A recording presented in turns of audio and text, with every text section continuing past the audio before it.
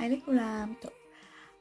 הרבה זמן לא עשיתי לכם סרטון, אני יודעת, אבל אני מתכננת לכם לעשות כל מיני סרטונים, אבל כרגע אני אעשה לכם, בואו לסדר את החדר, כי אני חייבת, למרות ששעה עכשיו 7:13 בערב, אבל לא נורא. טוב, נתחיל מזה שהוא נראה כאילו ככה, כל זה הרמת בגדים, אחת גדולה, כל השאר כאילו די בסדר, אני חייבת הרמת בגדים. טוב, תקשיבו, במקרה יש לי כאן שקית ריקה, לא שונה את משהו, לא יודעת מה זה, אבל אפשר לשים בגדים שאני לא צריכה, כי אני יודעת שיהיה כאן כמה בגדים שאני לא ארצה.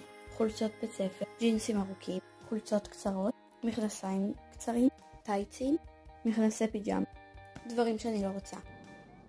עכשיו הבאתי את המצלם מכביסה, וככה זה יצא.